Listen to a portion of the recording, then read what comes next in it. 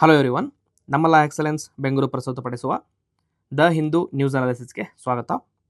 14 July 2026ನ ಮೊದಲ important article front ಪೇಜಲ್ಲಿತ್ತು. ಯಾವುದು ಅಂತಂದರೆ, supreme Court the citizenship decisions must be fair, reasoned and constitutionally sustainable. ಏನಪ್ಪ case ಅಂತಂದರೆ, ದ ಕಂಟೆಕ್ಸ್ಟ್ ಇಷ್ಟೇ. Supreme court set aside 27 Guwahati high court judgments which were upholding the orders of foreigner tribunal declaring the individuals as foreigners and directed fresh adjudication through a fair, lawful and a reasoned process ಅಂತ ಹೇಳಿದ್ದಾರೆ. ಏನಪ್ಪ ಇದು background ಅಂತಂದರೆ, ಅಸ್ಸಾಮಲ್ಲಿ special intensive revision ಆಗಿತ್ತು. Special intensive revision ಏನಪ್ಪ ಅಂತಂದರೆ, to decide the citizenship. Proper documentation ಇಲ್ಲ ಅಂತಂದರೆ ಅವರನ್ನು ಫಾರಿನರ್ಸ್ ಅಂತ ಕನ್ಸಿಡರ್ ಮಾಡ್ತಾಯಿದ್ರು. ನೀವು ಒಂದು ಸರಿ ಫಾರಿನರ್ಸ್ ಅಂತ ಕನ್ಸಿಡರ್ ಆದಮೇಲೆ ನಿಮಗೆ ಎಲ್ಲಿಗೆ ಹೋಗ್ಬೇಕಿತ್ತಂದರೆ ಫಾರಿನರ್ ಟ್ರಿಬ್ಯುನಲ್ಗೆ ಹೋಗಬೇಕಾಗಿತ್ತು. ಓಕೆನಾ? ಅಪೀಲ್ ಎಲ್ಲಿರ್ತಾ ಇತ್ತು ಅಂದರೆ ಫಾರಿನರ್ ಟ್ರಿಬ್ಯುನಲ್ ಅಪೀಲ್ ಇರ್ತಾ ಇತ್ತು. ಸೊ ಈ ಫಾರಿನರ್ ಟ್ರಿಬ್ಯುನಲಲ್ಲಿ ಹಲವಾರು ಜನಗಳಿಗೆ ಫಾರಿನರ್ ಅಂತ ಕನ್ಸಿಡರ್ ಮಾಡಿ ಅವರ ಸಿಟಿಸನ್ಶಿಪ್ನ ಕ್ಯಾನ್ಸಲ್ ಮಾಡಲಾಗಿತ್ತು. ಈ ಫಾರಿನರ್ ಟ್ರಿಬ್ಯುನಲ್ ಜಡ್ಜ್ಮೆಂಟನ್ನು Assam high court, that is Guwahati ಹೈಕೋರ್ಟ್ಗೆ ತೊಗೊಂಡೋದಾಗ ಗುವಾಹತಿ ಹೈಕೋರ್ಟ್ ಏನು ಹೇಳಿತ್ತು ಅಂದರೆ, it uphold or supported the foreigner tribunal judgment. ಅಂದರೆ ಯಾರು ಫಾರಿನರ್ ಅಂತ ಕನ್ಸಿಡರ್ ಮಾಡಿ ಸಿಟಿಸನ್ಶಿಪ್ನ ಲಾಸ್ ಮಾಡ್ಕೊಂಡಿದ್ದಾರೆ, ದಟ್ ಈಸ್ ರೈಟ್ ಅಂತ ಕನ್ಸಿಡರ್ ಮಾಡಿತ್ತು. ಇವಾಗ ಆ ಕೇಸ್ ಸುಪ್ರೀಂ ಕೋರ್ಟ್ ಹೋಗಿದೆ. ಸುಪ್ರೀಂ ಕೋರ್ಟ್ ಏನು ಹೇಳಿದೆ ಅಂತಂದರೆ, ಸಿಟಿಸನ್ಶಿಪ್ನ ಡಿಸೈಡ್ ಮಾಡಬೇಕಂತಂದರೆ ಆ process fair, reasoned and constitutionally sustainable ಇರಬೇಕು. ಇನ್ನೊಂದು ಸರಿ ಕೇಸ್ನ ಎತ್ತಿ ಇನ್ನೊಂದು ಸರಿ ನೀಟಾಗಿ ಕೇಸ್ನ ಕನ್ಸಿಡರ್ ಮಾಡಿ ಅಂತ ಸುಪ್ರೀಂ ಕೋರ್ಟ್ ಹೇಳಿದ್ದಾರೆ. ಸೊ ಬ್ಯಾಕ್ಗ್ರೌಂಡ್ ಆಲ್ರೆಡಿ ಹೇಳಿದ್ದೀನಿ. ಏನು ಬ್ಯಾಕ್ಗ್ರೌಂಡ್ ಅಪ್ಪ ಅಂತಂದರೆ ಸಿಂಪಲ್. ಫಾರಿನರ್ ಟ್ರಿಬ್ಯುನಲ್ ಅಸ್ಸಾಂ ಏನು ಮಾಡಿದ್ರು ಅಂದರೆ, they declared the appellants as foreigners after they fail to appear despite the notices. So notice ಕಳಿಸಿದ್ರು ಕೂಡ ಅಪಿಯರ್ ಮಾಡಿದ್ದಿಲ್ಲ, ಹಾಗಾಗಿ ಅವ್ರನ್ನ ಫಾರಿನರ್ ಅಂತ ಕನ್ಸಿಡರ್ ಮಾಡಿ ಸಿಟಿಸನ್ಶಿಪ್ನ ಕ್ಯಾನ್ಸಲ್ ಮಾಡಿದ್ರು. ನೆಕ್ಸ್ಟ್ ಗುವಾಹಟಿ ಹೈಕೋರ್ಟ್ ಏನಂತಂದರೆ, it appealed these decisions saying that tribunals had no option in the absence of return statement or the evidence. Okay, tribunals ಕೂಡ they have to work on the evidence ಇಲ್ಲ ಅಂದರೆ ಅವ್ರು ಏನು ಮಾಡೋಕ್ಕಾಗಲ್ಲ ಅಂತ Guwahati high court upheld the tribunals decisions.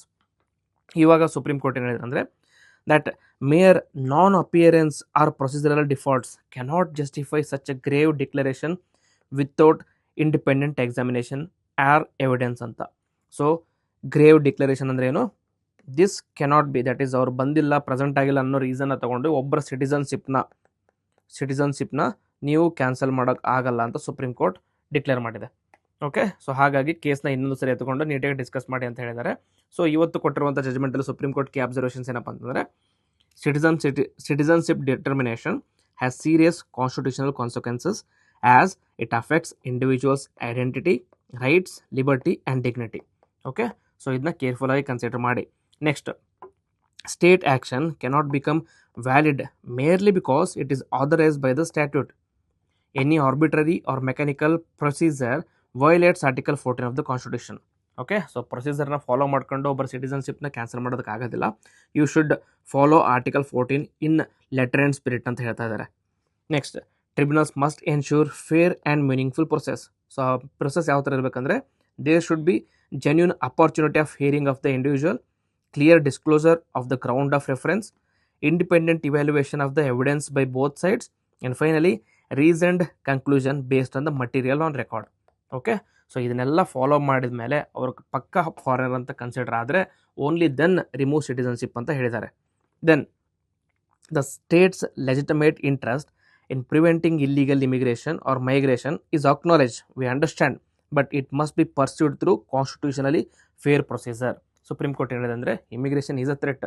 ಆ concern ನಾವು ಅರ್ಥ ಮಾಡ್ಕೋತೀವಿ, ಬಟ್ ಆ ಇಮಿಗ್ರೇಷನ್ ಅಥವಾ ಮೈಗ್ರೇಷನ್ ಅಥವಾ ಫಾರಿನರ್ ಅಂತ ಕನ್ಸಿಡರ್ ಮಾಡೋದನ್ನು should be through constitutionally fair procedure ಅಂತ ಹೇಳಿದೆ. Next, questions of citizenship and the foreigner status involve high constitutional and legal significance and therefore cannot be decided just through a mechanical approach. ಅವರು ಬಂದು ಹಾಜರಿ ಆಗಿಲ್ಲ, present ಇಲ್ಲ ಅಂದ ತಕ್ಷಣ ಅವ್ರ ಸಿಟಿಸನ್ಶಿಪ್ನ cancel ಮಾಡೋದಕ್ಕಾಗೋದಿಲ್ಲ ಅಂತ ಸುಪ್ರೀಂ ಕೋರ್ಟ್ ಹೇಳಿದ್ದಾರೆ. ಓಕೆ, ನೆಕ್ಸ್ಟ್, ಇವಾಗ ಸುಪ್ರೀಂ ಕೋರ್ಟ್ ಏನೇನು ಡೈರೆಕ್ಷನ್ನ ಇಶ್ಯೂ ಮಾಡಿದ್ದಾರೆ ಅಂತಂದರೆ, supreme court set aside both the 27 high court judgments and the corresponding opinions of the foreigner tribunals ಸೈಡ್ಗೆ ಇಟ್ಟಿದ್ದಾರೆ. Then they have directed the tribunals to conduct fresh adjudication without being influence by the earlier findings. ಮುಂಚೆ ಏನಾಗಿದೆ, ಅವರು ಹಾಜರಾಗಿದ್ದಾರೋ ಇಲ್ವೋ ಅದನ್ನೆಲ್ಲ ಕೈ ಬಿಟ್ಟು ಹೊಸದಾಗಿ ಟ್ರಯಲ್ನ ಸ್ಟಾರ್ಟ್ ಮಾಡಿ ಅಂತ ಹೇಳಿದ್ದಾರೆ. Next, cases to be decided as far as possible within 6 months. Okay, so ಡೆಡ್ ಲೈನ್ನ ಸೆಟ್ ಮಾಡಿದ್ದಾರೆ. ಸೊ ಡೆಡ್ಲೈನ್ ಏನಪ್ಪ ಅಂತಂದರೆ ವಿತಿನ್ 6 ಮಂತಲ್ಲಿ ಕೇಸಸ್ನ ಡಿಸ್ಪೋಸ್ ಮಾಡಿ, whether they are really foreigners or Indians ಅಂತ. Then no coercive action including the detention or deportation to be taken against the appellants until fresh decisions are delivered. ಏನು ಹೇಳಿದ್ರೆ ಅಂದರೆ, ಇವಾಗ ಯಾರು ಫಾರಿನರ್ ಅಂತ ಕನ್ಸಿಡರ್ ಆಗಿ ಅವರ ಸಿಟಿಸನ್ಶಿಪ್ ಲಾಸ್ ಆಗಿದೆ ಅವರನ್ನು ಡಿಟೈನ್ ಮಾಡೋಂಗಿಲ್ಲ, ಬೇರೆ ಕಂಟ್ರಿಗೆ ಡಿಪೋರ್ಟ್ ಮಾಡೋದಿಲ್ಲ. ಎಲ್ಲಿವರೆಗೂ ಅಂದರೆ ಫ್ರೆಶ್ ಡಿಸಿಷನ್ಸ್ ತಗೊಂಡಿಲ್ಲ ಅಲ್ಲಿವರೆಗೂ ಅವ್ರನ್ನ ಡಿಪೋರ್ಟ್ ಮಾಡೋ ಹಾಗಿಲ್ಲ ಅಂತ ಸುಪ್ರೀಂ ಕೋರ್ಟ್ ಸ್ಟ್ರಿಕ್ಟಾಗಿ ಖಡಾಖಂಡಿತವಾಗಿ ಜಜ್ಮೆಂಟ್ನ ಕೊಟ್ಟಿದೆ. Then court also clarified that the remand does not amount to recognition of Indian citizenship. It only ensures a legally sustainable adjudication ಅಷ್ಟೇ. ಸೊ ಯಾರ್ಯಾರು ಅಪೀಲ್ ಮಾಡಿದ್ರೆ ಎಲ್ರಿಗೂ ಸಿಟಿಸನ್ಶಿಪ್ನ ವಾಪಸ್ ಕೊಡ್ತೀವಿ ಅಂತ ಅಲ್ಲ, ಇದು ಲೀಗಲಿ ಅಡ್ಜುಡಿಕೇಷನ್ ಮಾಡೋದಕ್ಕೋಸ್ಕರ ಒಂದು ಅಪರ್ಚುನಿಟಿ ಕೊಡ್ತಾ ಇದೀವಿ ಅಷ್ಟೇ. In case you do not possess the documents, in case you consider to be ಪಕ್ಕಾ ಫಾರಿನರ್ ಅಂತ ಕನ್ಸಿಡರ್ ಆಯ್ತಂದ್ರೆ you will be deported, you will be detained ಅಂತ ಹೇಳಿದ್ದಾರೆ. ನೆಕ್ಸ್ಟ್, ಇದರ ಕಾನ್ಸ್ಟಿಟ್ಯೂಷನ್ ಮತ್ತು ಲೀಗಲ್ ಸಿಗ್ನಿಫಿಕೆನ್ಸ್ ಏನಪ್ಪ ಅಂತಂದರೆ, ಇಟ್ ರಿಎನ್ಫೋರ್ಸಸ್ ಆರ್ಟಿಕಲ್ 14. ಆರ್ಟಿಕಲ್ 14 ಏನಪ್ಪ ಅಂತಂದರೆ, it prohibits arbitrary or one sided action by the state. Article 14 is basically equality before law and equal protection of rights. Okay, so ಇದನ್ನು reinforce ಮಾಡುತ್ತೆ. And then it upholds the principle of natural justice. So principle of natural ಜಸ್ಟಿಸಲ್ಲಿ one of the principle is right to fair hearing, that is audi alteram partem and reason decision making. So ಆ party ಅಲ್ಲಿ ಹಾಜರಾಗಿಲ್ಲ ಅಂತಂದರೆ they do not get the right to fair hearing. ಅದಕ್ಕೋಸ್ಕರ fresh ಆಗಿ ಅವ್ರನ್ನ invite ಮಾಡಿ ಅವರ ಕೇಸಸ್ನ ಕೇಳಿ ಆಮೇಲೆ ಡಿಸೈಡ್ ಮಾಡಿ ಅಂತ ಹೇಳಿದ್ದಾರೆ. It affirms that due process is indispensable even in matters of citizenship and the national sovereignty. Okay, procedure establish by law principle ಅಲ್ಲ, you have to follow due process ಪ್ರಿನ್ಸಿಪಲ್ನ ಫಾಲೋ ಮಾಡಿ ಅಂತ ಹೇಳಿದ್ದಾರೆ. Then it strengthens judicial oversight over the functioning of foreigner tribunals. Okay, these are the constitutional and legal significance of this particular judgment. ಕೊನೆಗೆ ಈ ಜಡ್ಜ್ಮೆಂಟಿನ significance ಏನಪ್ಪ ಅಂತಂದರೆ, it ensures that citizenship disputes are decided on evidence and not on procedural defaults. It balances the state's sovereign power to identify illegal migrants with the constitutional rights of the individuals. ಕೊನೆಗೆ it enhances credibility and accountability of the foreigner tribunals by insisting on reasoned and independent adjudication. Okay, in case ಏನಾದರೂ foreigner ಟ್ರಿಬ್ಯುನಲ್ಗೆ ಹೋದರೆ ನಮಗೆ justice ಸಿಗುತ್ತೆ ಅಂತ ಜನರಲ್ಲಿ ಒಂದು reinforcement ಬರುತ್ತೆ, trust ಬರುತ್ತೆ. It also reaffirms the rule of law, that is deprivation of citizenship can occur only through a fair, transparent and constitutionally compliant process. So this is the significance of this particular judgment. So ಏನು ಹೇಳ್ತಾರೆ ಅಂದರೆ, legal framework ಏನಿದಪ್ಪ ಇದರಲ್ಲಿ ಅಂದರೆ, foreigners act of 1946 ಇದೇನು ಹೇಳುತ್ತಂದರೆ, section 9 ಏನು ಮಾಡುತ್ತಂದರೆ, it places the burden of proof of citizenship on the individual. So ನೀವು citizen ಅಂತ ಪ್ರೂವ್ ಮಾಡೋದಕ್ಕೆ ಬರ್ಡನ್ ಯಾರ ಮೇಲೆ ಇದೆ ಅಂತಂದರೆ on the individual only, not on the court. Indian constitution ಏನು ಹೇಳುತ್ತೆ, article 5 to 11 deal with the citizenship, article 14 and 21 safeguard the fairness, equality and life and personal liberty. Finally, the principle of natural justice, that is here the other side, that is audi alteram partem. Here both sides and then come to a reasoned decision making ಅಂತ ಹೇಳ್ತಾರೆ. So final ಆಗಿ this particular court, ನೀವು in case S A ಬರೆಯುವಾಗ in case GS2 ಅಲ್ಲಿ questions ಬಂತು ಅಥವಾ ಎಥಿಕ್ಸಲ್ಲಿ questions ಬಂತಂದರೆ these kind of courts will come very important. Citizenship is not a mere administrative matter. It is a question of legal identity and rights. Therefore, it must be decided only through a fair and reasoned and lawful process. Okay, these kind of courts na ನೀವು SA ಅಲ್ಲಾಗಲಿ ethics ಅಲ್ಲಾಗಲಿ GS ಅಲ್ಲಿ use ಮಾಡ್ಕೋಬೋದು. So ಈ ಆರ್ಟಿಕಲ್ನ UPSC relevance ಏನಪ್ಪ ಅಂತಂದರೆ, very relevant in GS2, that is constitution, especially citizenship provisions, judiciary, rule of law, natural justice, legal frameworks and rights issues. GS4 ಅಲ್ಲಿ ethics in governance, fairness in decision making, rule of law, justice and accountability. Okay, so this is the significance of this particular article, particular news. So the Supreme Court has reaffirmed that the citizenship decisions with serious civil consequences must follow a procedure which is going to be fair, reasoned and consistent with the constitutional guarantees. Okay, so this is basically the gist of this particular article. Second one ಏನಪ್ಪ ಅಂತಂದರೆ, ಇದು editorial, the Hindu ಬಂದಿರೋ editorial. So editorial heading ಏನಪ್ಪ ಅಂತಂದರೆ holding the court accountable, holding the courts accountable amid a democratic stain ಅಂತ. Okay, so context ಏನಪ್ಪ ಅಂತಂದರೆ why the supreme court's role in SIR exercise needs serious scrutiny. Trigger ಏನಪ್ಪ ಅಂತಂದರೆ in June 2026, 23 opposition parties wrote to CJI Suryakant expressing the deep concerns over the special intensive revision of the electoral rolls. Okay, next ಏನಾಯ್ತಪ್ಪ ಅಂತಂದರೆ the core concern of this particular editorial ಏನಂತಂದರೆ SIR is exclusionary and burdensome for ordinary citizens. Exclusionary ಅಂತಂದರೆ ಇದರಲ್ಲಿ basic idea ಏನಪ್ಪ ಅಂತಂದರೆ special intensive ರಿವಿಷನಲ್ಲಿ it tries to identify who are the real citizens, who are foreigners ಅಂತ. Okay, citizens ಯಾರು, foreigners ಯಾರು ಅಂತ ಕನ್ಸಿಡರ್ ಮಾಡೋದು, ಅದಕ್ಕೋಸ್ಕರ ಇದು exclusionary. In case you do not have the evidence ಅಂತಂದರೆ you will B excluded from the citizenship. Burdens ಏನಪ್ಪ ಯಾಕಪ್ಪ ಅಂತಂದರೆ ಸಿಟಿಸನ್ಸ್, ಆರ್ಡಿನರಿ ಸಿಟಿಸನ್ಸ್ ನಾವು have to find the documents, provide the documents etcetera etcetera. So ಇದು opposition ಪಾರ್ಟಿಯವರ argument ಆಗಿತ್ತು. This massive and continuous disenfranchisement is eroding the very basic right to vote ಅಂತ ಹೇಳ್ತಾ ಇದ್ದಾರೆ. ನೆಕ್ಸ್ಟ್ ಫೈನಲ್ ಕನ್ಸರ್ನ್ ಏನಪ್ಪ ಅಂತಂದರೆ the letter reflects desperation and disappointment over the Supreme Court's inaction. Okay, this editorially ಇದ್ರ ಬಗ್ಗೆ ಮಾತಾಡ್ತಾ ಇದ್ದಾರೆ. Okay, that is the basic idea. The concern is about special intensive revision and Supreme Court being a mute spectator here. But ಈ editorial ಬರೆದ ಮೇಲೆ ಇವಾಗ ರೀಸೆಂಟಾಗಿ foreigner tribunal Supreme Court judgement ಕೊಟ್ಟಿದೆ, ಪ್ರಿವಿಯಸ್ ಆರ್ಟಿಕಲ್ ನೋಡಿದ್ವಿ. ಸೊ ಇದರಲ್ಲಿ ಆರ್ಟಿಕಲಲ್ಲಿ ಏನನ್ನ ಫೋಕಸ್ ಮಾಡ್ತಾ ಇದ್ದಾರೆ ಅಂತಂದರೆ they are talking about the significance of the right to vote.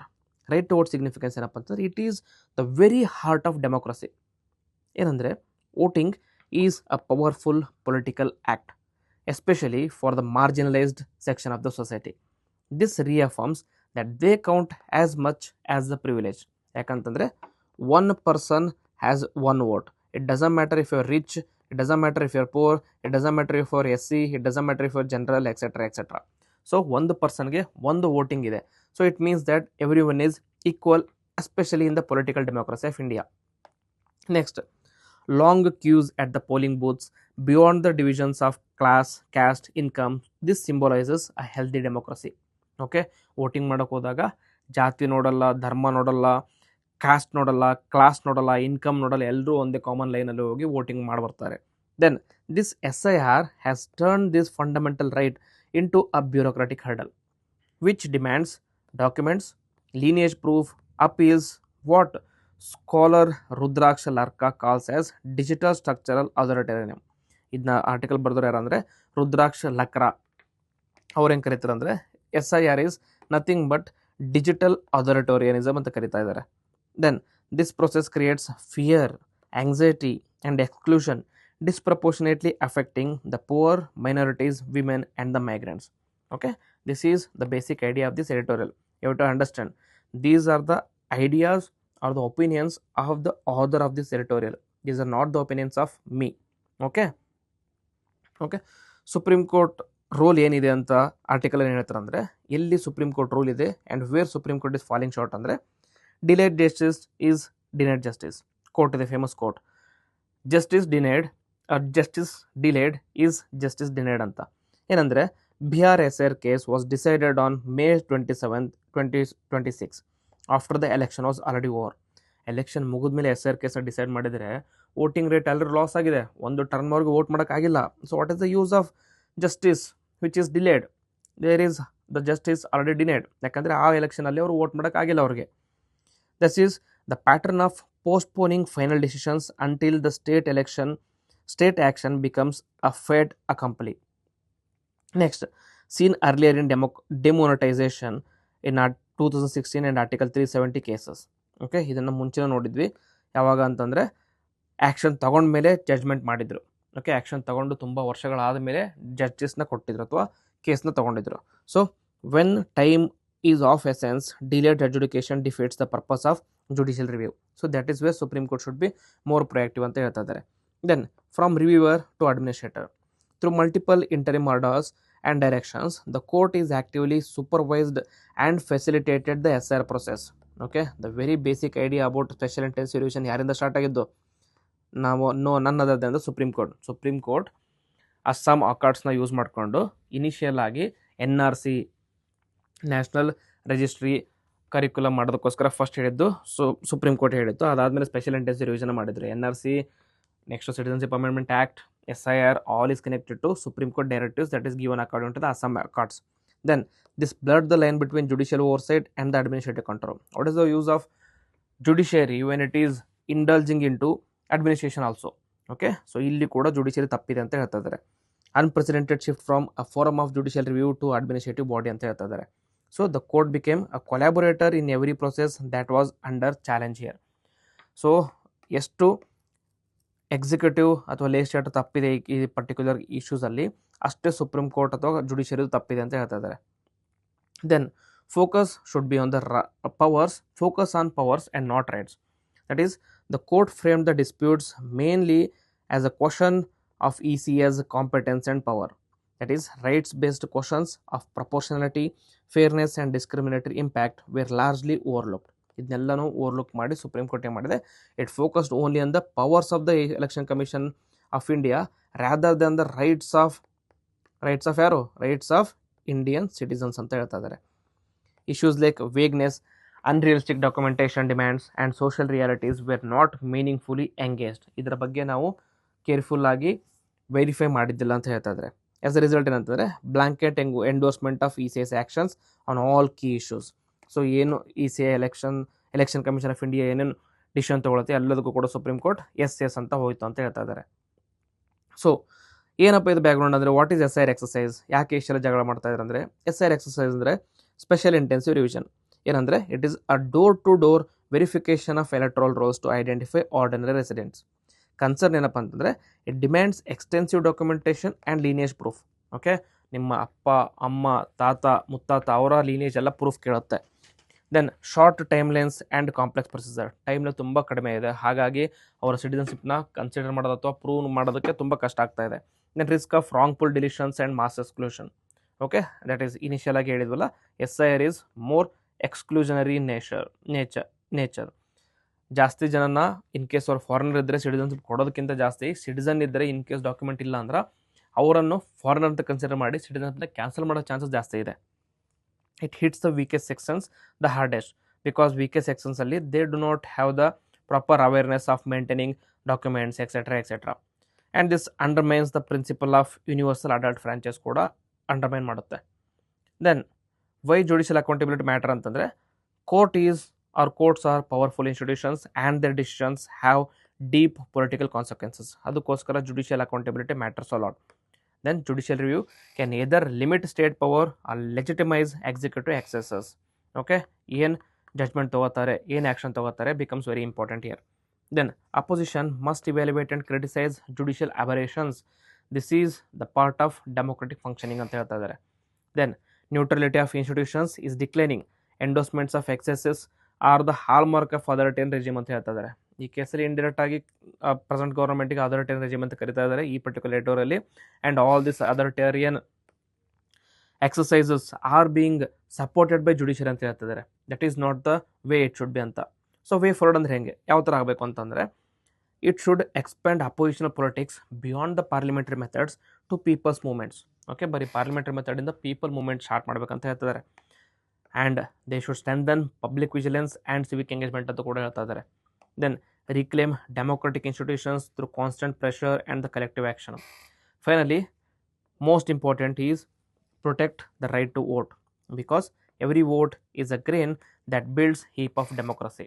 Okay, it is basic structure doctrine, fundamental right of an individual.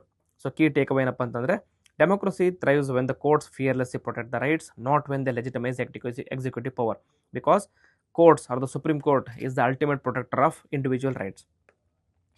Timely, right-centric and principled judicial review is essential to safeguard every citizen's vote ಅಂತ ಹೇಳ್ತಾರೆ. Okay, so my vote is like those grains of wheat, each grain is added to the heap that determines what I'll earn ಅಂತ ಹೇಳ್ತಿದ್ದಾರೆ. That is Rukmini Bai as cited by Why India Votes by Mokalika Banerjee ಅಂತ. These quotes ಅಲ್ಲಿ ಯಾಕೆ ಹೇಳ್ತಾ ಇದ್ದೀನಿ ಅಂತಂದರೆ, this becomes important whenever you are writing essay or ethics or GS2 paper. Constitutional perspective of this case ಏನಪ್ಪ ಅಂತಂದರೆ right to vote flows from the basic structure of democracy and the values of equality and dignity and any process that results in mass disenfranchisement strikes at the heart of the constitution. Finally, courts must act as counter majoritarian institutions, not as the endorser of executive mechanism ಅಂತ ಹೇಳ್ತಾ ಇದ್ದಾರೆ. Okay, so very important article, ತುಂಬ ಚೆನ್ನಾಗಿರೋ ಪಾಯಿಂಟ್ಸ್ನ ಹೇಳಿದ್ದಾರೆ. These ಪಾಯಿಂಟ್ಸ್ನ if just this PDF will be available in our Telegram channel. PDF ಇರುತ್ತೆ, download ಮಾಡ್ಕೊಂಡು ಕೀವರ್ಡ್ಸ್ನ ಯೂಸ್ ಮಾಡ್ಕೊಂಡು you can write in your mains answers. Okay, third article ಏನಪ್ಪ ಅಂತಂದರೆ ನಮ್ಮ ವೆರಿ ಓನ್ ಕರ್ನಾಟಕದ ಹೆಮ್ಮೆ, that is KPSC chairman suspended over alleged illegal selection of his own daughter. ಏನಪ್ಪ ಅಂತಂದರೆ Karnataka governor that is Thawar Chand Gehlot has suspended KPSC chairman Shivashankarappa S Sahukar pending inquiry into allegations of facilitating illegal selection of his own daughter ಅಂತ ಹೇಳಿದ್ದಾರೆ. Okay, so ರೀಸೆಂಟಾಗಿ ಇವನ್ ನಾನು ಕೂಡ KPSC interview ಹೋಗಿದ್ದೆ. ಆ ಇಂಟರ್ವ್ಯೂಯಲ್ಲಿ ಒನ್ ಆಫ್ ದ ಬೋರ್ಡಲ್ಲಿ this particular person that is Shivashankarappa Sahukar was the board chairman. ಅವರು ನಮಗೆ ಇಂಟರ್ವ್ಯೂನ ಕಂಡಕ್ಟ್ ಮಾಡಿದರು. ಇವಾಗ ನೋಡಿದರೆ ಅವರನ್ನೇ ಸಸ್ಪೆಂಡ್ ಮಾಡಿದ್ದಾರೆ. The governor has recommended to the president to refer the matter for the supreme Court under Article 317(1) of the constitution for an enquiry into alleged misconduct. ಯಾಕೆ ಅಂತಂದರೆ he is a KPSC chairman, that is state public service commission chairman. Public service commission ಚೇರ್ಮನ್ನ appoint ಮಾಡೋ power ಅಷ್ಟೇ ಗವರ್ನರ್ಗೆ ಇರುತ್ತೆ, but removal power only with the hands of president. ಆ ರಿಮೂವಲ್ನ follow ಮಾಡೋಕ್ಕಿಂತ ಮುಂಚೆ president has to follow a certain procedure, that is Supreme Court process ಇರುತ್ತೆ. ಆ ಸುಪ್ರೀಂ ಕೋರ್ಟ್ ಪ್ರೊಸೆಸ್ಸಲ್ಲಿ ದೇ ಹ್ಯಾವ್ ಟು ಏನಂತಂದರೆ ಮಿಸ್ಕಂಡಕ್ಟ್ ಪಕ್ಕ ಆಗಿದೆ ಅಂತ ಸುಪ್ರೀಂ ಕೋರ್ಟ್ ಏನಾದರೂ ಅದನ್ನ ಪ್ರೂವ್ ಮಾಡುತ್ತಂದರೆ only then he can be remove from the office ಅಂತ. Okay, next what is the controversy ಏನಪ್ಪ ಅಂತಂದರೆ it centres around Suma S Sahukar. ಯಾರಪ್ಪ ಅಂದರೆ she is the daughter of KPSC chairman. ಅವರು ಜೂನಿಯರ್ ಸಿವಿಲ್ ಇಂಜಿನಿಯರ್ ಡಿಪಾರ್ಟ್ಮೆಂಟಲ್ಲಿ ಸೆಲೆಕ್ಷನ್ ಆಗಿದ್ದರು. ಇನ್ the department of industries and commerce through KPSC ರಿಕ್ರೂಟ್ಮೆಂಟಲ್ಲಿ select ಆಗಿದ್ದರು. Then she allegedly obtained reservation benefits under OBC category 3B by submitting false income and asset certification showing her family's annual income as just 40,000 despite her father serving as a KPSC chairman with a monthly salary of 2.25 lakh. Okay, chairman ಆಗಿ ತಿಂಗಳಿಗೆ 2.5 ಲಕ್ಷ ಬಂದರೂ ಕೂಡ annual price ಅಂದರೆ 12 ತಿಂಗಳಿಗೆ ಬರೋದು ಬರೀ 40,000 ಇದೆ ಅಂತ ತೋರಿಸಿ OBC category ಕ್ರೀಮಿ ಲೇಯರಲ್ಲಿ ಬೆನಿಫಿಟ್ನ ಅಕ್ವೈರ್ ಮಾಡ್ಕೊಂಡಿದ್ರು. As a dependent of a constitutional office holder she eligibly falls under the creamy layer ಬರ್ತಾರೆ. ಕ್ರೀಮಿ ಲೇಯರಲ್ಲಿ ಬಂದರೆ she is not eligible for reservation. This makes her ineligible for the claimed reservation benefits. Another daughter, that is Anuradha Sahukar, was selected under general merit category in Hyderabad, Karnataka region. Complaints allege that both daughters benefited from irregularities in the recruitment process ಅಂತ ಹೇಳಿದ್ದಾರೆ. Okay, so KPSC ಇಬ್ಬರು ಮಕ್ಕಳನ್ನು ಕೂಡ chairman ಇಬ್ಬರು ಮಕ್ಕಳನ್ನು ಕೂಡ KPSC recruit ಮಾಡ್ಕೊಂಡಿದ್ದಾರೆ, but ಎರಡರಲ್ಲೂ ಕೂಡ ಕೇಸ್ ಇದೆ ಅಂತ. ಸೊ ಇವಾಗ ಆ್ಯಕ್ಷನ್ ಏನು ತೊಗೊಂಡಿದ್ದಾರೆ ಅಂತಂದರೆ governor suspended the chairman to ensure an independent fair and unbiased enquiry for protecting the credibility of KPSC. So ಅವರಿದ್ದರೆ it will not be fair ಆಗಿರಲ್ಲ, ಇನ್ವೆಸ್ಟಿಗೇಷನ್ ಫೇರ್ ಆಗಿರಲ್ಲ ಅಂತ ಅವ್ರನ್ನ ರಿಮೂವ್ ಮಾಡಿದ್ದಾರೆ. B. Prabhudev, who is the senior most member of the commission, has been appointed as the acting chairman until further order. He was also one of the member of interview panel recent agi. Governor Secretariat held that the alleged suppression of material facts and the failure to disclose conflict of interest amounted to misbehavior under the constitution. So misbehavior is one of the grounds for removal of State Public Service or UPSC Public Service Commission chairman or members anta. Chairman was also accused of not recusing himself when his daughters participated in KPSC recruitment, which goes against the rule of law, which goes against the principle of natural justice.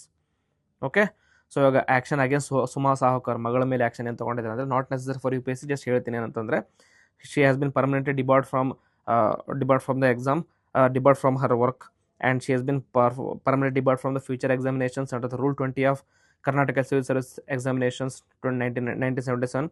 ಮೇಲೆ FIR ನ register ಮಾಡಿದ್ದಾರೆ against Har by ವಿಧಾನ ಸೌಧ police based on the complaint filed by KPSC, and the allegations include submission of false income certificate, wrongful claim of OBC 3B reservation, suppression of material facts during the recruitment. So as per Karnataka government order dated 30 March 2002, children of the chairperson of Public Service Commission are not eligible to claim reservation under the backward classes Kota.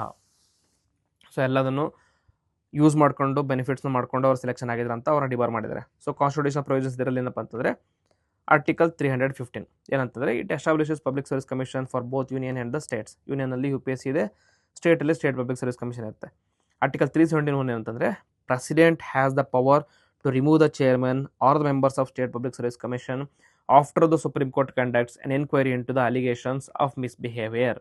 Okay, so ಅರ್ಥ ಮಾಡ್ಕೊಳ್ಳಿ, KPSC ಚೇರ್ಮನ್ನ appoint ಮಾಡೋದು governor ಆದರೂ ಕೂಡ remove ಮಾಡೋದು only president ಅಷ್ಟೇ. And president ಅಷ್ಟು follow procedure ಏನಂತಂದರೆ ಸುಪ್ರೀಂ ಕೋರ್ಟ್ ಒಂದು ಎನ್ಕ್ವೈರಿ ಕಂಡಕ್ಟ್ ಮಾಡಬೇಕು on the grounds of misbehaviour. In case supreme court ಏನಾದರೂ ಮಿಸ್ಬಿಹೇವಿಯರ್ನ ಪ್ರಾಪರಾಗಿ ಪ್ರೂವ್ ಮಾಡುತ್ತು ಅಂತಂದರೆ then president has the power to remove chairman. Article 317(2) ಏನಂತಂದರೆ pending such an inquiry the governor may suspend the chairman or member until the president passes the final order. ಇವಾಗ ಆಜ್ಞೆ ಮಾಡಿದ್ದಾರೆ. Under this ಆರ್ಟಿಕಲಲ್ಲಿ governor has suspended the KPSC chairman. Okay, so this is issue with respect to KPSC. What are the broader concerns? This episode has again raised concerns over the credibility, transparency and the integrity of KPSC, which ಎಲ್ಲರಿಗೂ ಗೊತ್ತಿರೋ ಪ್ರಕಾರ has faced repeated allegations of recruitment scams, corruption and nepotism over the past 2 decades. ಇವಾಗ ಆಗಿರುವಂಥ 384 post ಕರೆದಿರೋದು ಕೂಡ ಇದೇ ರೀತಿಯಾಗಿ ಕೋರ್ಟಲ್ಲಿ ನಿಂತ್ಕೊಂಡಿದೆ. Next, an 11-member house committee headed by R.V. Deshapande is currently examining reforms to improve functioning of commission and prevent future irregularities. So, the committee set up ಮಾಡಿದ್ದಾರೆ. Then, Karnataka High Court, however, stayed an earlier resolution passed by KPS members seeking chairman's resignation on the moral grounds. Chairman resignation ಮಾಡಿದ್ರು, but ಆದರೂ ಕೂಡ ಅದನ್ನ stay ಮಾಡಿದರೆ. ಇವಾಗ it is going to president or the supreme court. Significance ಏನಪ್ಪ ಅಂತಂದರೆ it highlights importance of integrity, transparency and conflict of interest management in the constitutional bodies, or you can just say public ಸರ್ವಿಸಲ್ಲಿ, or you can say government ಆಫೀಸಲ್ಲಿ. So all these were not followed. Integrity ಇದ್ದಿಲ್ಲ, transparent ಆಗಿದ್ದಿಲ್ಲ, conflict of interest manage ಕೂಡ ಮಾಡಿದ್ದಿಲ್ಲ ಇವರು. This reinforces that the constitutional office holders are expected to maintain highest standards of probity and impartiality. Okay, and then this demonstrates that the constitutional mechanism under Article 317 for the ensuring accountability of Public Service Commission members while safeguarding their institutional independence. Okay, finally, the case is likely to influence future reforms aimed at strengthening the credibility of recruitment agencies and ensuring merit-based public appointments. ಅದು ಎಷ್ಟು ನಿಜಾನೋ ಎಷ್ಟು ಸುಳ್ಳೋ ಆಮೇಲೆ ಗೊತ್ತಾಗುತ್ತೆ. This will have a larger implications on this. ಇವಾಗ ನಡೀತಿರುವಂಥ 384 recruitment process ಆಗಲಿ, ಮುಂದೆ ಕಾಲ್ ಮಾಡ್ತಿರುವಂಥ 400 ಪೋಸ್ಟಿಗೆ ಕಾಲ್ ಮಾಡ್ತೀನಿ ಅಂತ ಏನು ಹೇಳಿದರೆ ಅದು ಆಗಲಿ, ಎಲ್ಲದರ ಮೇಲೆ ಇಂಪ್ಲಿಕೇಶನ್ ಇರುತ್ತೆ. Okay, next another important article is all Ladakh districts to get autonomous hill councils. Okay, so Ladakh administration announces creation of 17 new tehsils and steps to extend Ladakh Autonomous Hilly District Councils Act to all the 7 districts to strengthen grassroots governance. ಏನಪ್ಪ ಅಂತ ನೋಡೋಣ. Key announcement ಏನಂದರೆ 17 new ತಹಶೀಲ್ಸಲ್ಲಿ have created to strengthen grassroots governance in Ladakh. Steps initiated to extend Ladakh Autonomous Hill Development Council across all the 7 districts and new administrative divisions under PHE, flood control, PWD, PMGSY, etc. to improve service delivery. So basically to improve governance in Ladakh and all the 7 districts ಅಲ್ಲಿ. Tahsildars posted in all 17 new tehsils already. So expending admission ಏನಪ್ಪ ಅಂತಂದರೆ ಮುಂಚೆ 2 districts ಇತ್ತು, ಲೇ and Kargil. ಇವಾಗ April 2026 onwards 7 districts ಇದೆ. ಶಾಮ್, ನೂಬ್ರಾ, ಲೇ, ದ್ರಾಸ್, ಕಾರ್ಗಿಲ್, ಜಾನ್ಸ್ಕಾರ್, ಚಾಂಗ್ತಾಂಗ್ ಅಂತಿದೆ. ಈ 7 ಡಿಸ್ಟ್ರಿಕ್ಸಲ್ಲಿ 7 ತಹಸೀಲ್ ಮಾಡಿದರೆ 7 ತಹಸೀಲ್ಗೆ 7 ತಹಸೀಲ್ದಾರ್ ಇದ್ದಾರೆ. ಸೊ 15 ತಹಸೀಲ್ಸ್ ಇತ್ತು ಮುಂಚೆ, ಇವಾಗ 32 tehsils. So 17 new tehsils have been added here. Why this matters ಅಪ್ಪ ಅಂತಂದರೆ it brings government services closer to the people, especially in the remote border areas. So normally since Ladakh was a part of Jammu and Kashmir before ಇದ್ದಾಗ ಅಷ್ಟೊಂದು ಪ್ರಾಪರಾಗಿ administration ಆಗಿದ್ದಿಲ್ಲ ಅಂತ ಲಡಾಖ್ ಅವರಿಂದ complaint ಆಗಿತ್ತು. ಇವಾಗ Ladakh has been converted into an union territory. Okay, union territory convert ಮಾಡಿದ್ದಾರೆ. So administration improve ಆಗೋದಕ್ಕೋಸ್ಕರ decentralise ಮಾಡಿದ್ದಾರೆ. Decentralise ಮಾಡಿ ಗ್ರಾಸ್ ರೂಟ್ ಡೆವಲಪ್ಮೆಂಟ್ಗೋಸ್ಕರ ಫೋಕಸ್ ಮಾಡ್ತಾ ಇದ್ದಾರೆ. It reduces travel time and cost for citizens also, strengthens infrastructure and development in Zanskar, Dras, Nubra, Changthang and Sham also, one of the most poor background regions ಅಂತ ಹೇಳ್ಬೋದು ಇವಕ್ಕೆಲ್ಲ. Next supports decentralise governance and preserves local culture, land and identity ಅಂತ ಹೇಳ್ಬೋದು. Next what is LHDC ಅಂದರೆ Ladakh autonomous hill development council act was passed in 1995. ಇದೇನು ಮಾಡುತ್ತೆ ಅಂದರೆ it provides for the elected local self government in hill areas. It currently functioning in Leh and Kargil function ಮಾಡ್ತಾ ಇದೆ. ಲೇ ಅಲ್ಲಿ 1995 ಕಾರ್ಗಿಲ್ 2003 ಇವಾಗ it is to be extended to all the 7 districts through appropriate legal provisions. Hilly area district ಕೌನ್ಸಿಲಿಂದು functions ಏನಪ್ಪ ಅಂತಂದರೆ it prepares local development plans, oversees sectors like education, health, agriculture, rural development, etc. Ensures participatory governance and protects tribal and cultural identity. So ಇದಕ್ಕೆ constitution safeguards under discussion ಏನಪ್ಪ ಅಂತಂದರೆ several rounds of talks held with the religious organisations and civil society groups. ಯಾಕೆಂತಂದರೆ these religious groupings are the people are very tribal in nature. So ಅವರ ಕಲ್ಚರ್ನ safeguard ಮಾಡೋದಕ್ಕೋಸ್ಕರ talks ಎಲ್ಲ ಆಗಿದೆ. ಇವಾಗ ಮುಂದೆ ನೋಡ್ಬೇಕಾಗತ್ತೆ ಏನಾಗುತ್ತೆ ಅಂತ. Then broad consensus on protecting land, culture and identity while promoting inclusive development. Finally, center is considering a customized sui generis model under article 371 of the Ladakh. Okay, so ಏನು article 371 ಅಂದರೆ article 371 to 371J provide certain special provisions for certain states to address their unique historical, cultural and developmental needs such as protection of local customs, land rights, administrative autonomy and reservation. So it is significance of article 371. Article 371 ಕೂಡ ಒಂದು provision ಕರ್ನಾಟಕಕ್ಕೂ ಕೂಡ ಇದೆ, that is ಕಲ್ಯಾಣ ಕರ್ನಾಟಕಕ್ಕೆ. So comment ಬಾಕ್ಸಲ್ಲಿ ಯಾವ ಆರ್ಟಿಕಲಲ್ಲಿ ಕಲ್ಯಾಣ ಕರ್ನಾಟಕಕ್ಕೆ provisions ಕೊಟ್ಟಿದ್ದಾರೆ ಅಂತ ಕಮೆಂಟ್ ಮಾಡಿ. ಸೊ ಕನ್ಸರ್ನ್ ಏನು ರೈಸ್ ಮಾಡಿದ್ರೆ ಅಂತಂದರೆ one is Kargil democratic alliance concern raise ಮಾಡಿದರೆ, that is there is glaring imbalance ಅಂತ ಹೇಳ್ತಾ ಇದ್ದಾರೆ. That is total 12 new tehsils establish ಮಾಡಿದಾರಲ್ಲ, they are in east Leh ಡಿಸ್ಟಿಕಲ್ಲಿದೆ, ಓನ್ಲಿ 5 ಆರ್ ಇನ್ ಕಾರ್ಗಿಲ್ ಡಿಸ್ಟಿಕಲ್ಲಿದೆ. ಸೊ ಹಾಗಾಗಿ ಪ್ರಾಪರಾಗಿ ಬ್ಯಾಲೆನ್ಸ್ಡ್ ವೇಯಲ್ಲಿ ತಹಶೀಲ್ನ ಕ್ರಿಯೇಟ್ ಮಾಡಿಲ್ಲ ಅಂತ. Then Dras district was not given any additional tehsil despite being a large population and many villages ಇದ್ರೂ ಕೂಡ ಅಲ್ಲಿ ಕೊಟ್ಟಿಲ್ಲ ಅಂತ. Then instances where tehsil created for single village raise questions on the criteria used. ಒಂದು ಬರೀ ಸಿಂಗಲ್ ವಿಲೇಜಿಗೆ ತಹಶೀಲ್ನ ಕ್ರಿಯೇಟ್ ಮಾಡಿದಿರಾ ಅಥವಾ ತಾಲೂಕನ್ನ ಕ್ರಿಯೇಟ್ ಮಾಡಿದಿರಾ ಅಂದ ತಕ್ಷಣ ಕ್ವಶನ್ಸ್ ರೈಸ್ ಆಗಿದೆ. Then KDA, that is Kargil democratic alliance, alleges discriminatory approach and lack of sense of justice towards the people of Kargil and Dras. So ಅದು ಕೂಡ valid ಆಗಿದೆ. ಕಾನ್ಸ್ಟಿಟ್ಯೂಷನಲ್ ಪ್ರೊವಿಷನ್ಸ್ ಏನೇನು ಆಗಿದ್ರೆ ಅಂದರೆ article 315 it establishes okay this for previous ಇದೇನಂತಂದರೆ significance ಏನಪ್ಪ ಅಂತಂದರೆ strengthens local governance democratic participation in the sensitive border regions very important. It also improves delivery of welfare schemes and infrastructure in the remote Himalayan areas, good, and balances development with preservation of Ladakh's unique ecology, culture and tribal identity. Next, finally, a step towards greater autonomy and the institutional safeguards for the people of Ladakh. So, idanantandre finally ಸ್ಟೇಟ್ಹುಡ್ನ ಕೊಡೋದಕ್ಕೋಸ್ಕರ ಒಂದು small step ಅಂತಲೇ ಹೇಳ್ಬೋದು ಇದಕ್ಕೆ. Okay, so time ಏನಪ್ಪ ಅಂತಾರೆ pre 2025 Ladakh add only 2 districts Leh and Kargil. April 2026 5 new districts add ಮಾಡಿದ್ರು. June 2026 ಇವಾಗ constitution safe ಗಾರ್ಡ್ಸ್ನ ಜಾಸ್ತಿ ಮಾಡೋದಕ್ಕೋಸ್ಕರ ಡಿಸ್ಕಷನ್ ನಡೀತಾ ಇದೆ. July 2026 draft proposal for sui generis model under article 371 has been shared to ministry of home affairs team. July 2026 17 new tehsils have been announced and steps to extend Ladakh Hilli District Council to all the 7 districts. Okay, this is basically about Ladakh. Next ಏನಪ್ಪ ಅಂತಂದರೆ a small prelim related topic. Who are the Maoris? Okay, ಯಾಕೆಪ್ಪ ಅಂತಂದರೆ prime minister of India invoked Maori concept of waka to describe India New Zealand tribes. Okay, so ರೀಸೆಂಟಾಗಿ ಮಾತಾಡುವಾಗ India New Zealand ಟೈಸ್ನ ಅಥವಾ ರಿಲೇಷನ್ಸ್ನ ಮಾತಾಡುವಾಗ prime minister Modi describe that India and Maori are the people of New Zealand both have this particular waka concept ಅಂತ ಹೇಳ್ತಾರೆ. ಏನೇನಂತ ನೋಡೋಣ. ಯಾರಪ್ಪ ಮಾವೋರಿ ಅಂತಂದರೆ Maori tribe is an indigenous tribe which has inhabited New Zealand for centuries. ಇವರೇ ನೋಡಿರ್ತೀರ ನೀವು ಇಮೇಜ್ನ, ಇವರೇ ಮಾವೋರಿ ಟ್ರೈಬ್ಸ್ ಅಂತ ಅಂದರೆ. Next, New Zealand consist of 2 islands, that is north island and south island. The south island is larger and more mountainous than the north island, and the vast majority of present-day Maori lives in the North Island. They first arrived in the island in the early 30th century. Today, Maori make up of about 1/6 of the New Zealand population.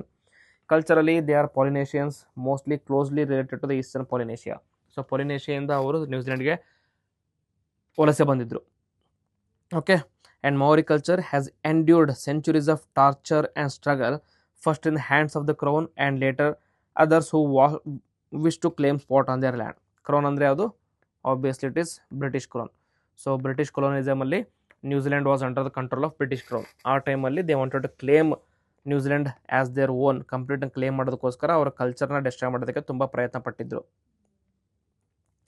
ಮಾವರಿ language ಏನಪ್ಪ ಅಂತಂದರೆ Maori is classified as part of Polynesian group of Eastern Ocean branch and Austro-Asian languages. Approximately one third of Maori still speak their ancestor language, while the mass majority are fluent in English as well. ಯಾಕಂದರೆ ನ್ಯೂಜಿಲೆಂಡಲ್ಲಿ majority ಆಗಿ ಇಂಗ್ಲೀಷ್ನ ಬಳಸ್ತಾರೆ. Maori language is an official language of New Zealand. Next ಮಾರೆ ಏನಪ್ಪ ಅಂತಂದರೆ it is the Sacred meeting ground. At the center of Maori traditions is the Marae, which is a sacred communal meeting grounds.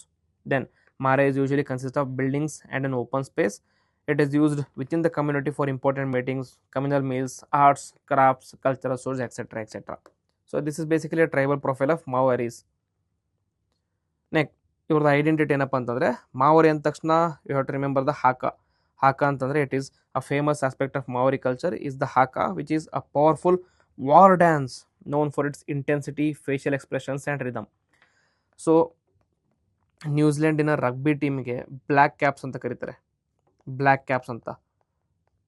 ಆ rugby team ಪ್ರತಿ match start ಆಗಿಂದ ಮುಂಚೆ ಈ haka ಡ್ಯಾನ್ಸ್ನ practice ಮಾಡ್ತಾರೆ, ಹಾಕಾ ಡ್ಯಾನ್ಸ್ನ ಪರ್ಫಾರ್ಮ್ ಮಾಡ್ತಾರೆ. That is a warning to the opponents ಅಂತೇಳಿ. ಮುಂಚೆ ಇದನ್ನು ಹಾಕಾ ಡ್ಯಾನ್ಸ್ನ it was seen as a war dance. ಬೇರೆ ಟ್ರೈಬ್ ಜೊತೆ ಆಗಲಿ ಬೇರೆ ಕಮ್ಯುನಿಟಿ ಜೊತೆಗೆ ವಾರಿಗೆ ಹೋಗೋಕ್ಕಿಂತ ಮುಂಚೆ ಹಾಕಾ ಡ್ಯಾನ್ಸ್ನ ಮಾಡ್ತಾಯಿದ್ರು. ಇವಾಗ it is more of a celebratory in nature ಅಷ್ಟೇ, ಸೆರೆಮೋನಿಯಲ್ ನೇಚರ್. ಕಾಸ್ಟ್ಯೂಮ್ಸ್ ಏನಪ್ಪ ಅಂದರೆ distinctive costumes serve as a visual expression of the heritage, reflecting their deep connection to the land and the ancestral spirits. Finally ta moko, that is ta moko ಅಂದರೆ this is traditional tattoos. Face ತುಂಬ tattoos ಹಾಕೊಂಡಿರ್ತಾರೆ. A very prominent identity is their tattoos called as ta moko. Maori art form deeply symbolic and respected. Meaning of Tamoko ಅಂತಂದರೆ are unique to each person. They depict person's social status, genealogy, achievements and contribution to the society. So very unique community ಅಂತಲೇ ಹೇಳ್ಬೋದು. Then resurgence and rights. Recent days ಅಲ್ಲಿ ಅಥವಾ recent ಇಯರ್ಸಲ್ಲಿ the Maoris have become more prominent. There is a resurgence of Maori culture and activism. 1960s ಅಲ್ಲಿ civil rights movement and the establishment of treaty of Waitangi act in 1975 enabled the Maoris to raise claims regarding the historical grievances. What is waka ಅಂತಂದರೆ waka means a canoe or vessel. ಇಲ್ಲಿ ಕಾಣಿಸ್ತಿದೆಲ್ಲ ಬುದೋಣಿ, ಅದಕ್ಕೆ canoe ಅಥವಾ vessel ಅಂತ ಕರೀತಾರೆ, ಅದಕ್ಕೆ waka ಅಂತ ಕರೀತಾರೆ. In Maori culture it symbolises a shared journey, unity and cooperation. So ಆವಾಗ ದೇವರ್ ವೊಯೇಜರ್ಸ್ ಅಂದರೆ ಲಾಂಗ್ ಡಿಸ್ಟೆನ್ಸ್ನ ಬೋಟಿಂದ ಟ್ರಾವೆಲ್ ಮಾಡ್ತಾ ಇದ್ದರು ಅವರು. It symbolises shared journey, unity and cooperation.